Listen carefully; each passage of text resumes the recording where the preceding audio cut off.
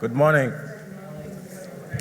Could everyone please try and make their way inside? Those that are standing at the door, just outside the room. We are about to begin our program for today, the 27th of August.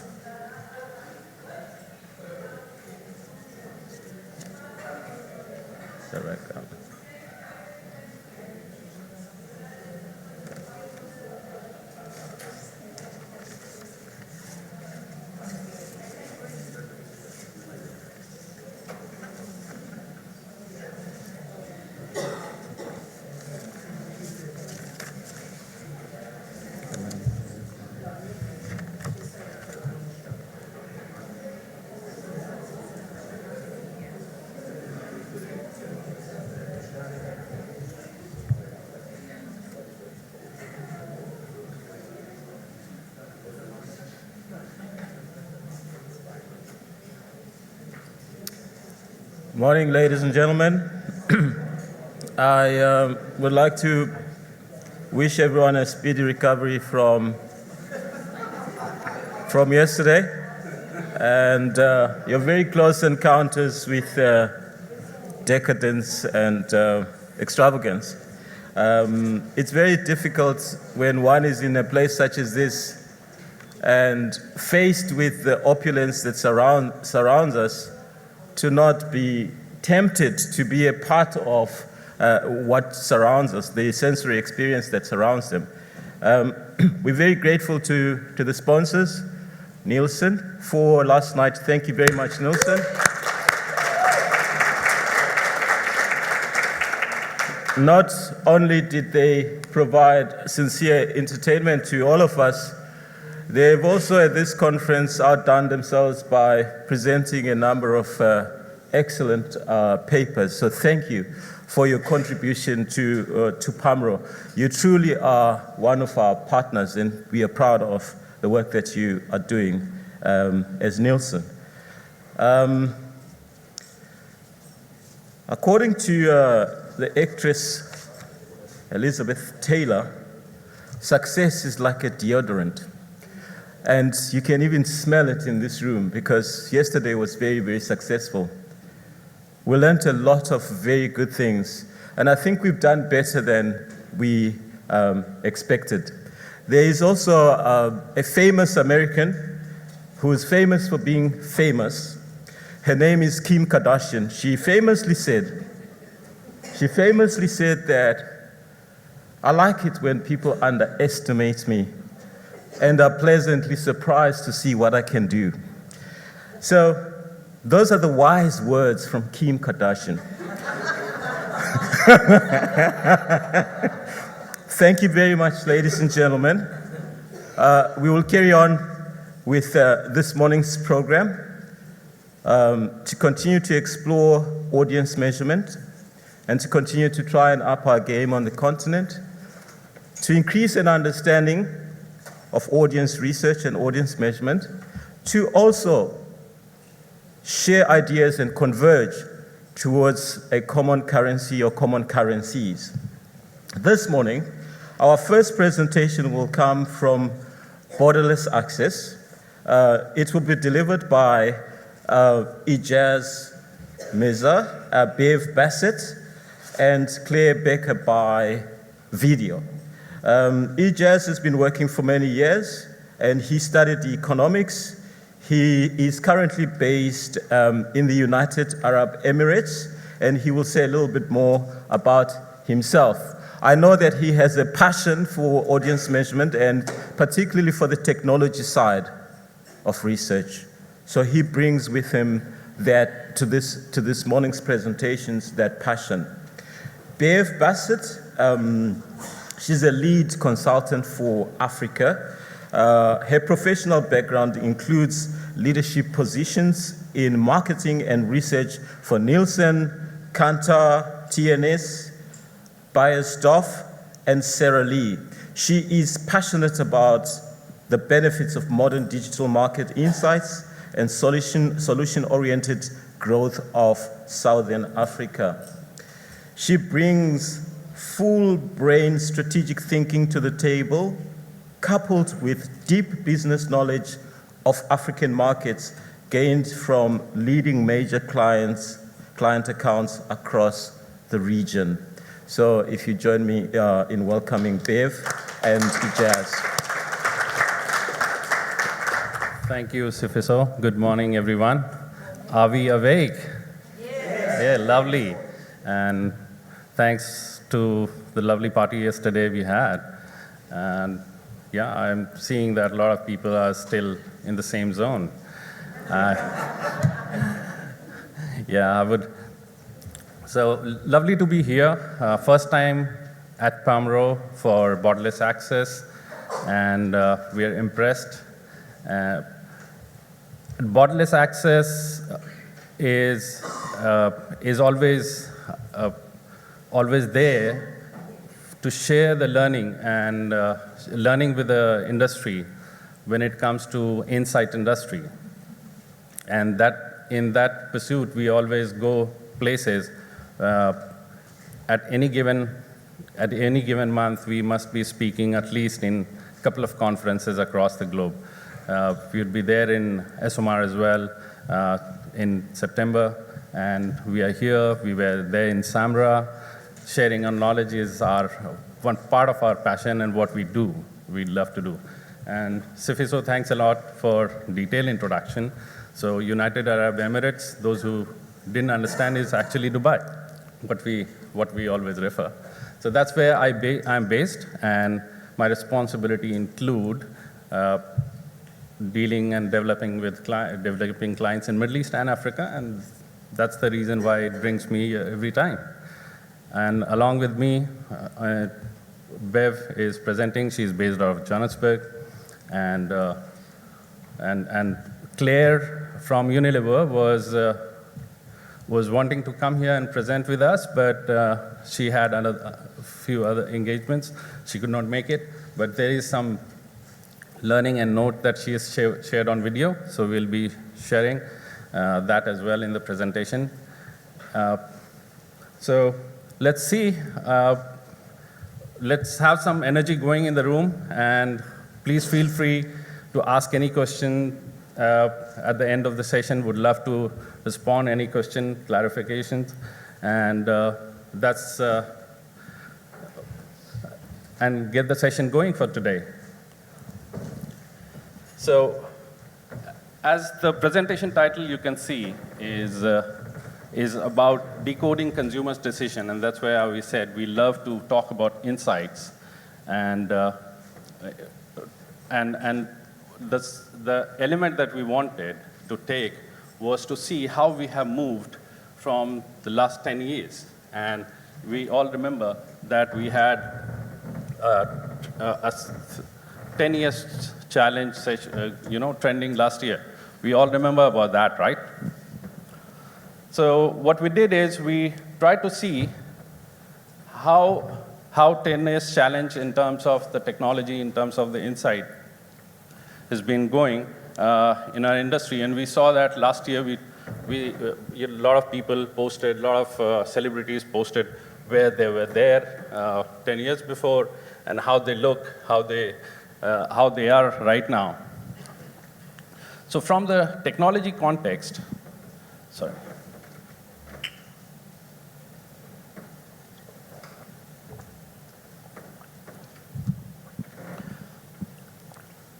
From the technology context in Insight, it's very imperative to see how technology has improved the insight industry in a nutshell. And we talk about 10 years, and here we are sharing a 10 years gap, how technology has moved from big computing to really variables which are more powerful. Yesterday, Oresti, I think, talked about today's mobile phones have more powerful computing than Apollo, right? And that's true. And then the variables that we have today are much more powerful than a lot of supercomputers we used to have about 5 decades ago. In the last 10 years itself, the technology has moved from computing on devices as laptops to computing on our handheld devices. And so technology is disrupting our world, and hence it is also disrupting how consumers are connected and how consumers are connecting with brands. We see what happens in 60 seconds on internet and how much consumers are ready to talk about is increasing tremendously. We see that Facebook in 3 years gap started with 2.5 million posts to about 3.3 million posts in 2 years' time. We talk about WhatsApp. WhatsApp used to have about 12 million messages in 60 seconds. Now it has increased to about 45 million messages in 60 seconds. Tremendous growth of how consumers are connected, how consumers are connecting with brands and among themselves, which means that there is a whole lot of communication that's going on, a lot of interaction going on from consumers in that much time, which means that consumers are used to be as vocal before, but now they have got enough technology platforms to really talk about themselves, talk about the brand, talk about their interactions with the brand in as many platforms. And that's exciting for even the insight industry. It is up to us to leverage that insight, that technology platform.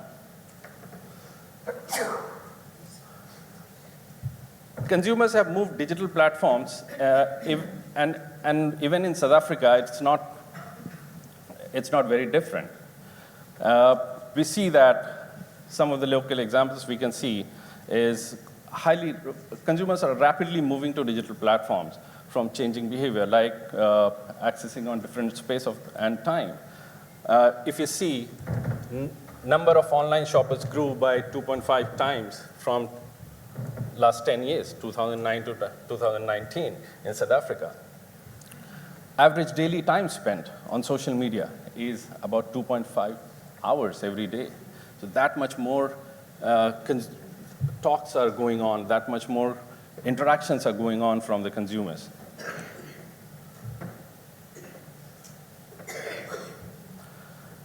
So we see these are some of the examples of our learning from different study. This is an example, this is taken from one of the study that we ran across 10 markets. And the data is compared for South Africa market from the global market. And we see that there's a huge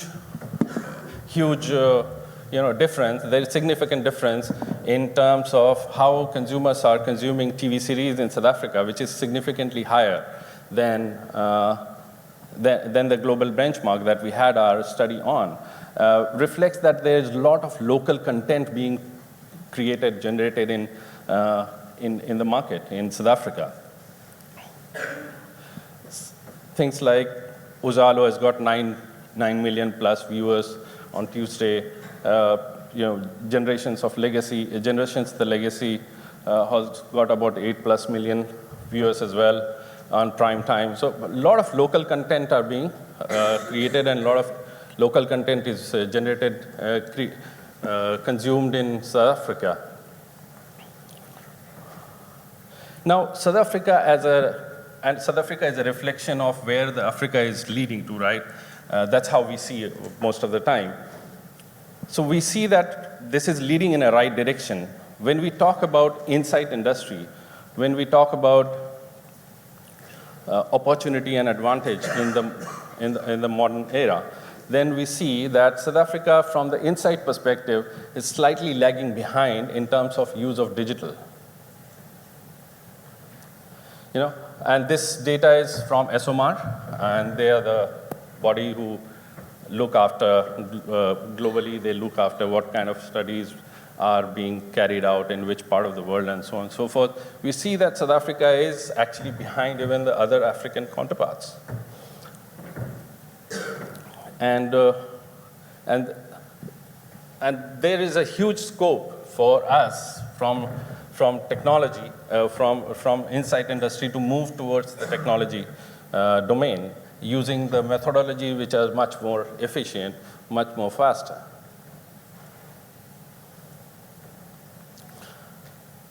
And so there is a huge gap, and that is a good news in a way, because we have the capability now in place, and we have the technology now, which is efficient enough, and we have consumers also coming on to digital platforms that we have seen already, and presenting us with an opportunity to create more and more efficient insight. Because times are changing, and times are changing in a way that we have to adopt to that pace of a pace which goes into the, which goes into generation of the insight as well. So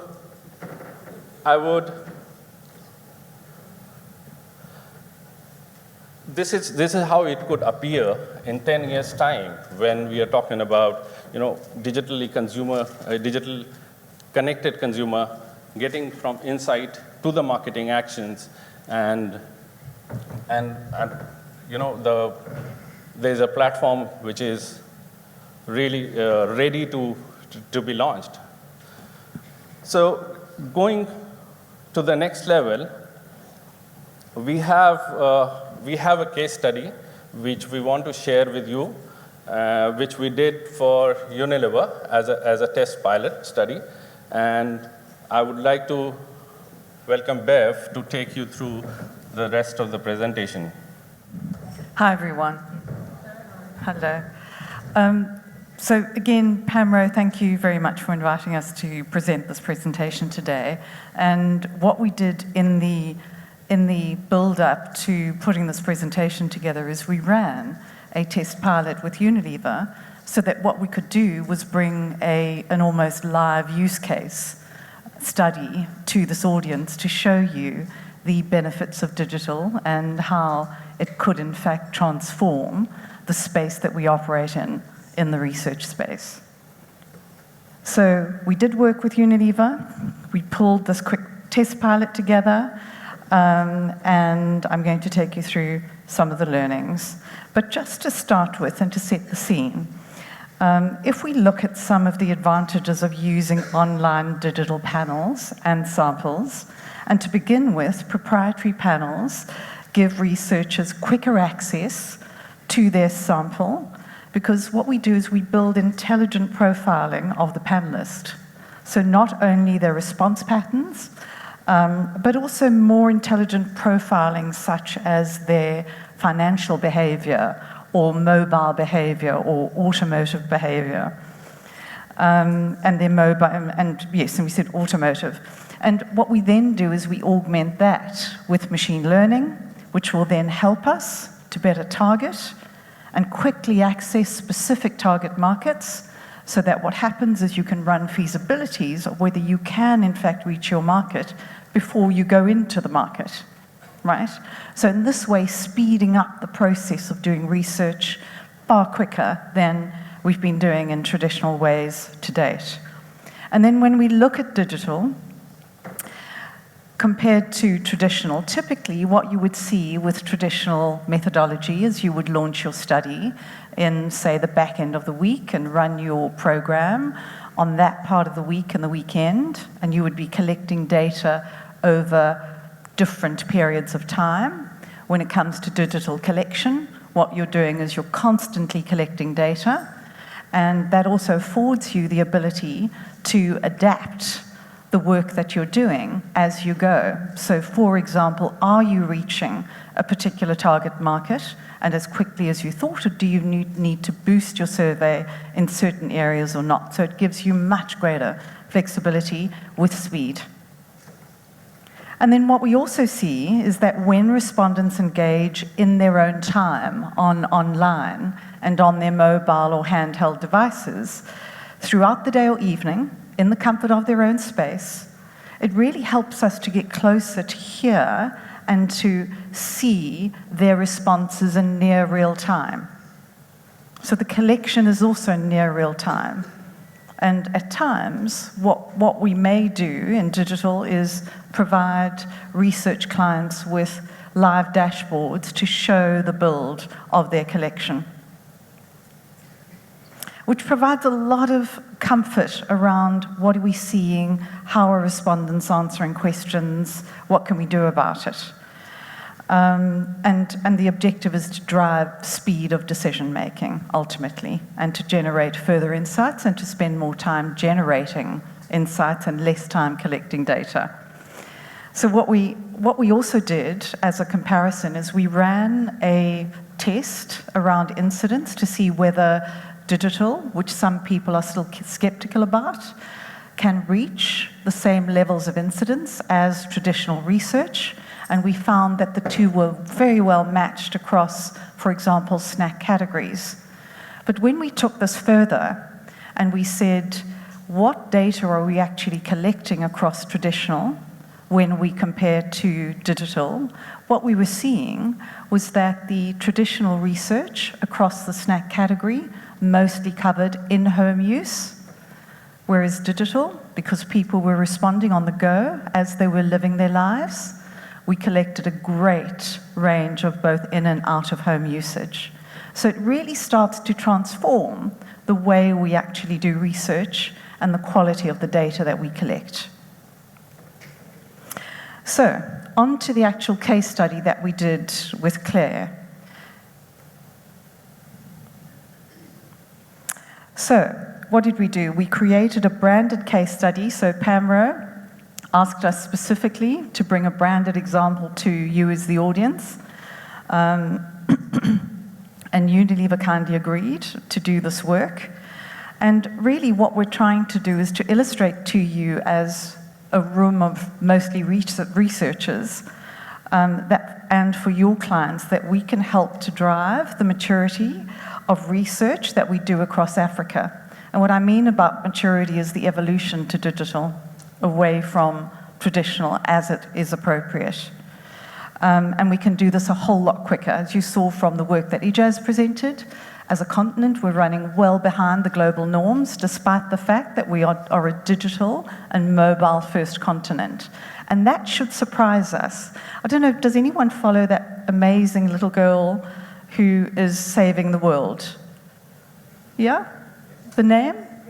Greta. Is anyone following her? It's she kind of goes, panic, the house is on fire, I want you to panic. So just the slide that Ejaz put up, we are running so behind the rest of the world for this continent that is a mobile-first digital continent. Why? Is the question, the controversial question I would like to leave with the audience. So really, this work is about helping and to demonstrate to you how we can help to move this market into greater maturity in the digital space. So what we did was we ran a 5-day diary across 300 people, and we collected information over lunch and dinner. So I'm handing over to Claire. Here at Unilever, we are constantly challenging ourselves on how do we innovate faster, how do we react to trends. Can we go back and replay that? Quicker than we did before. I feel that one of the key ways we'll be able to do this is to help get the answers to our business questions. I'm going to go back and we're going to replay that if you don't mind. So if we could get the volume on higher, we happy to go? Go back again. There we go. Hi there, I'm Claire Baker. Here at Unilever, we are constantly challenging ourselves on how do we innovate faster, how do we react to trends and consumers' changing needs quicker than we did before. I feel that one of the key ways we will be able to do this is to help get the answers to our business questions in a quicker way than before. Before using traditional research, it might take a matter of months to really get the answer, is our innovation right? Does our mix work? We don't have the benefits of that time any longer. We need results in weeks, sometimes even days, in order to really stay ahead and win in the marketplace. And one way that is possible now is using research through digital tools. So that was Claire's introduction. So I'm going to show you a couple of the slides, the semi-non-branded version of it. of some of the results that we generated in this very short space of time with Claire. So what we were seeing was that the work showed that the engagement is not limited to online recipe portals, because this was about food, and that social media in particular, as the varied channels across social media, played a very strong engagement role with cooking enthusiasts. And then we also asked consumers how their cooking habits had changed, because Ejaz's theme was about looking at the evolution of our marketplace over 10 years. And what we saw was that the use of cooking was moving towards more convenience, but there was still a preference by respondents to cook almost from scratch, but in a more convenient way. So what respondents needed was raw food that was ready to cook. So ready chopped vegetables, if you can think about your shopping at, for example, Woolworths, for the South Africans in the room. And then we also saw that ready ingredients and meal kits as a real convenience, particularly for working women, as it happens in this study, was something that was also preferred.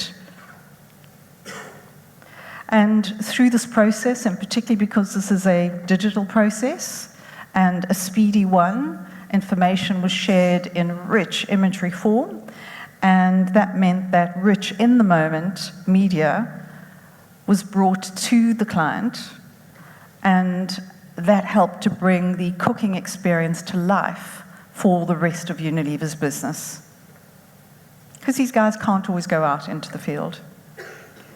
We also saw that own food that was being prepared was really being seen to be a healthy choice and a tasty choice, whereas meal kits were seen to be convenient. And the result or the insight from this kind of data would be, well, how do you want to position your ready-to-make meal or your from-scratch meal, or could you make meal kits healthier as an option for working women in particular, who are the highest users of that particular category? We also saw that over lunch and dinner, there were very different meal patterns being consumed. And not only that, we were also seeing that behavior on the weekend versus the weekday was also quite different. And you will know from your own experience, you tend to have a little more time on the weekend. So what would happen is you would tend to make meals from scratch, because ultimately people, we saw in the research, like to make meals for their families. And lastly, and more importantly, the data that was shared through this research was done in near real time, rather than relying on what consumers cooked yesterday, because the typical question around a food diary would be exactly that. Tell us what you cooked yesterday. And we all know how short are our memories. Do we remember? Do we truly remember? So the idea is to get much closer to the truth and to augment that truth with the visual storytelling that consumers can then share, either in imagery form or in video form. So I'm going to hand over to Claire to close off the session. I'm sure by now you would have been just as impressed by this research using digital methods as I was. Not only did it take a significantly shorter amount of time, what I was really impressed with was the closeness to real time of the food preparation. Before using traditional methods, we would have said, what did you prepare yesterday? And we know that's difficult to always remember, and potentially good insights could have been excluded. Preparing dinner and responding 3 hours later on the survey was really amazing, as well as all the images to help bring it to life. And I think this really does showcase the impact of the change from traditional to digital research, and us at Unilever need the quicker response time in order to stay ahead in the... So that concludes our presentation. So Pamro, again, board, thank you very much for giving us this opportunity to present this work. What I'd like to do is open up to questions, and Ejaz and I would like to take your questions if you have any. Do we have... Thank you. All right, thank you very much, Bev and Ejaz and Claire, for your very challenging presentation. I did not finish eating my breakfast, and after your presentation, I was feeling a little hungry because of some of the content of your presentation about food.